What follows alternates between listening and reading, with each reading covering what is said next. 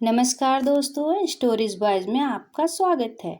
आज की कहानी है वह बहू मेरे से घिनाती और मेरे बेटे से। शॉपिंग के बैग हाथ में लिए सुनंदा घर में घुसी ही थी। देखा तो उसका 7 महीने का बेटा प्रिंस उसकी सास सरला जी के हाथों में था और जोर जोर से रो रहा था, जबकि उसकी सास सरला जी उसे चुप कराती जा रही थी और बीच बीच में प्रिंस की केयर टेकर रोजी को डांट भी रही थी। अचानक सुनंदा को सामने देखकर रोजी सुनंदा से बोली, देखिए मैम, अब हम यहाँ पर काम नहीं करेंगे। आपकी सास ने हमारी अच्छी खासी बेइज्जती करी है। आप किसी और को रख लीजिएगा। अरे पर हुआ क्या? जो भी हुआ है पूछ लीजिए अपनी सास से। अब हम यहाँ एक पल भी नहीं रुकेंगे। सुनंदा सारे बैग्स एक तरफ रखकर रोजी को रोकती रही और रोजी उतनी ही तेजी से घर के बाहर निकल गई जैसे कोई चोरी की हो। यह देखकर सुनंदा को बहुत गुस्सा आया। गुस्से में आंखें लाल कर वो घर में घुसते हुए सरला जी से बोली, क्या किया आपने? आपको पता भी है कि केयर टेकर मिलना कितना मुश्किल होता है। खुद ने तो अपनी पूरी जिंदगी घर और बच्चों में बिता दी, पर मेरा सुख चैन आपसे देखा नहीं जा रहा। गांव की गवार हैं आप और गवार ही रहेंगी। कितनी बार कहा है आपसे कि जिन हाथों से आप गोबर उठाया करती हैं उन हाथों से मेरे प्रिंस को छुआ मत कीजिए। पर फिर भी कहते कहते सुनंदा सरला जी के पास गई और प्रिंस को जबरदस्ती इनकी गोद में छीनने की कोशिश करने लगी। प्रिंस को परेशान देखकर सरला जी ने प्रिंस को अपनी गोदी से हटाकर सुनंदा को उसे ले जाने दिया, पर अंदर से सरला जी की आत्मा चित्कार कर उठी। आंखों में से आंसू आ चुके थे। उनकी गलती क्या थी? सिर्फ यह कि वह गांव की रहने वाली थी। पति तो बहुत पहले ही छोड़कर इस दुनिया से चले गए थे। एक ही बेटा था रमन। गांव की खेती बाड़ी कर अपने उसे बेटे को बड़े प्यार से पाला था उन्होंने। बेटा पढ़ने में अच्छा था तो उसे शहर पढ़ने के लिए ही भेजा। हालांकि इसके लिए उन्होंने अपनी खेती की जमीन बेच दी। बस रहने के लिए छोटा सा घर और 2 गाय थी उनके पास, अब जिनका दूध बेचकर वे अपना गुजारा कर लेती थी।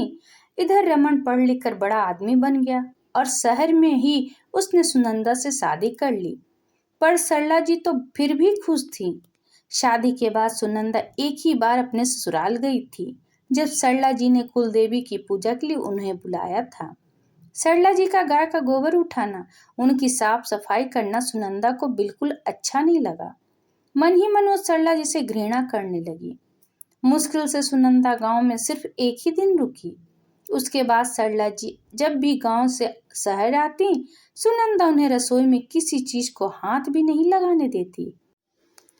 यहाँ तक कि जब प्रिंस हुआ तब भी सुनंदा सरला जी को प्रिंस से हमेशा दूर रखती। प्रिंस के लिए सुनंदा ने रोजी को केयर टेकर रख लिया, पर कभी सरला जी को हाथ न लगाने देती। सरला जी के कई बार प्रिंस को गोद में लेने के लिए तड़पती, पर सुनंदा बवाल खड़ा कर देती। रमन ने 1-2 बार कहा तो सुनंदा ने काफी हंगामा भी किया। बेटा बहू को लड़ते देखकर सरला जी ने खुद अपने मन को रोक लिया। पर आज सुनंदा अपने बेटे को रोजी के हवाले छोड़कर शॉपिंग गई हुई थी। इधर रोजी अपने मोबाइल में लगी हुई थी। उसे यह भी ध्यान नहीं रहा कि प्रिंस खेलता खेलता सीढ़ियों की तरफ आ चुका है और सीढ़ियां चढ़ने के चक्कर में 3-4 सीढ़ियां ऊपर भी चढ़ चुका है। अचानक प्रिंस का पैर फिसला और वो नीचे गिर गया और जोर जोर से रोने लगा। उनका रोना सुनकर सरला जी खुद को रोक नहीं पाई। वो प्रिंस को गोद में लेकर चुप कराने लगी, साथ ही साथ रोजी को भी डांट रही थी। उसी समय सुनंदा आ गई और बिना किसी बात को जाने उसने तिल का ताड़ बना दिया, जिसका फायदा रोजी ने उठाया और चुपचाप घर से निकल गई। सुनंदा इतने गुस्से में थी कि उसने एक बार भी यह नोटिस नहीं किया कि प्रिंस के सिर में चोट लगी हुई है। थोड़ी देर बाद रमन घर आया तो सुनंदा कमरे में से प्रिंस को लेकर बाहर निकल कर आई और आते ही सरला जी को चिल्लाते हुए बोली, लगा दी ना मेरे बेटे के सिर पर चोट। अचानक सुनंदा को इस तरह चिल्लाते देखकर रमन हैरान रह गया। क्या हुआ सुनंदा, तुम चिल्ला क्यों रही हो और क्या हुआ प्रिंस को? मुझसे क्या पूछते हो? अपनी माँ से पूछो। देखो जरा प्रिंस के सिर पर कैसे स्वेलिंग आई हुई है। गिरा दिया तुम्हारी माँ ने मेरे बेटे को। इन्हीं के कारण आज रोजी भी काम छोड़कर चली गई। क्यों आती है मेरे बेटे के पास? आखिर क्या बिगाड़ा है मैंने इनका? सुनंदा ने रमन को प्रिंस की चोट दिखाते हुए कहा। रमन ने सवालिया नजरों से सरला जी की तरफ देखा। बेटा, तुम्हारे घर में कैमरे तो लगे हुए हैं, खुद देख लो। रोजी कितने अच्छे से ध्यान रखती थी इसका। पर उससे पहले बेटा मेरे गांव का टिकट करा दे। मेरे स्वाभिमान की बहुत धज्जियां उड़ चुकी है। बहू, तुम्हें गाय के गोबर उठाने वाले हाथों से घिन आती है तो एक काम करो, दूध दही पनीर सब खाना बंद कर दो, क्योंकि ये किसी मशीन से नहीं बनते। अगर मुझसे घिन आती है तो मेरे बेटे से भी घिन आनी चाहिए। आखिर इन्हीं हाथों ने पाल पोस कर इसे बड़ा किया है।